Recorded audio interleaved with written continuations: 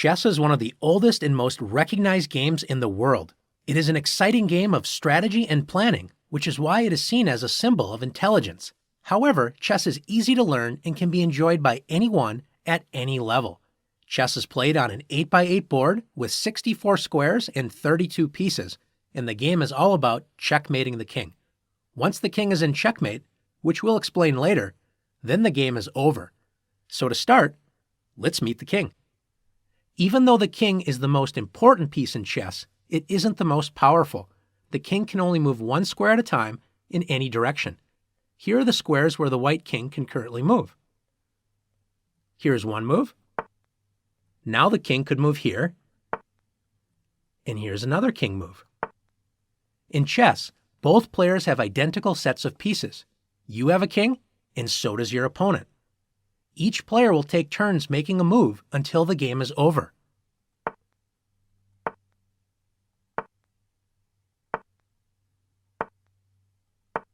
Now that you've learned how the king moves, it's your turn to practice moving the king. The queen, the rook, is the second most powerful piece. It can move up, down, and to the sides as far as it wants, but the rook can only move in straight lines. Like the other pieces we've looked at so far, the rook also can't jump over any other piece. Let's take a look at some rook moves. In this position, the rook could move straight up. It could slide to the corner. It could move all the way down the board. Now it could swing to the other side, or it could make some shorter moves, like here and here. Now that you've learned how the rook moves, it's your turn to practice moving the rook. Is one of the most interesting pieces in chess because it can move as far as it wants, but only on diagonals. The bishop, just like the other pieces that we've met so far, cannot jump over other pieces. This means that the bishop has to stay on the same colored square it starts the game on for the entire game.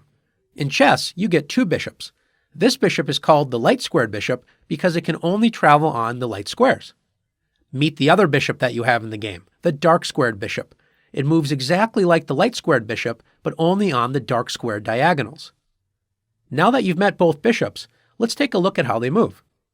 With just one move, the dark-squared bishop can enter the longest dark-squared diagonal on the board.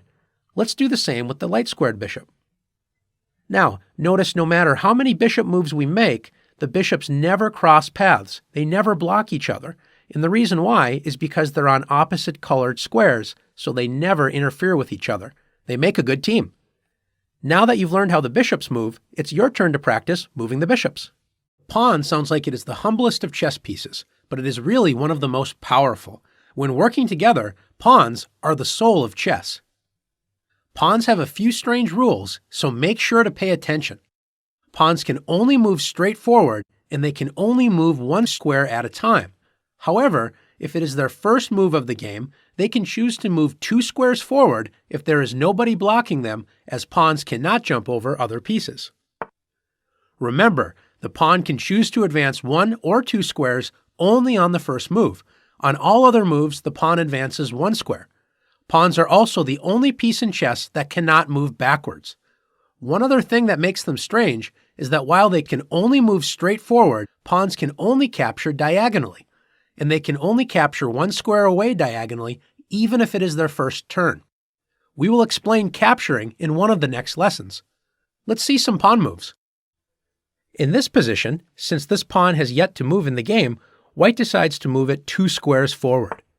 Black, on the other hand, only advances this pawn 1 square.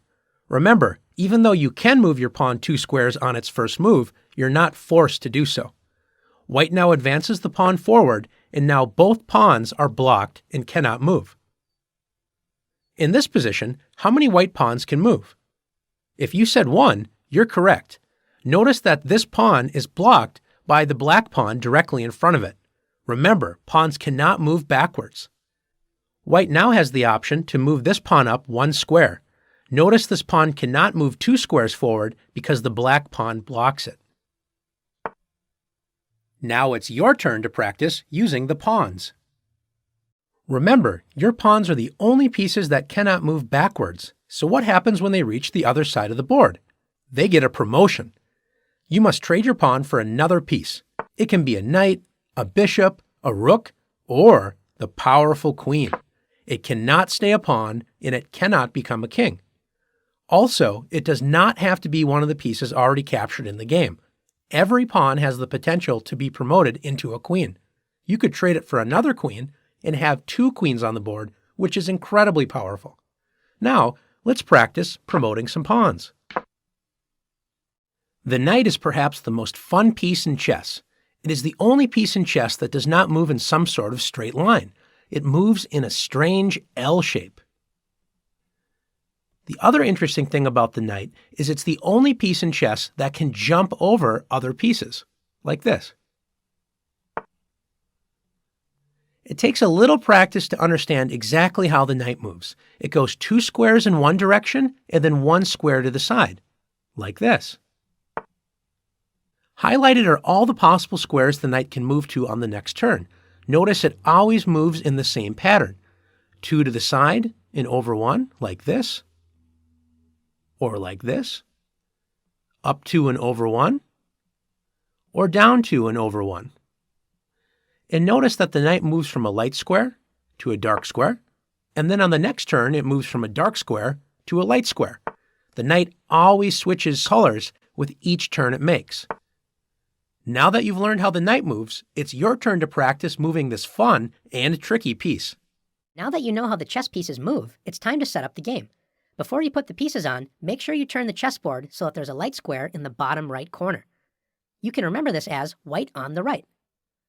The easiest way to start placing the pieces is to place all of the pawns on the second rank for each side. In chess, rank is the word for row. Let's put all of the white pawns on one side of the board and all of the black pawns on the other side. Now let's put the rooks out in the corners. Let's follow that up by putting the knights next to the rooks. We'll soon learn that the knights are placed on the B and G files. In chess, file is the word for column. To continue, let's put the bishops next to the knights. And now we're left with the king and the queen.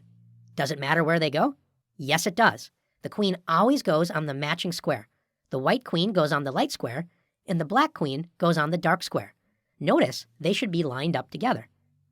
Finally, put the kings on the last empty squares. Now you're ready to play. In chess, each side takes only 1 turn at a time, and by tradition, white always moves first. Now that the board is set up, it's your turn to practice making moves for both sides.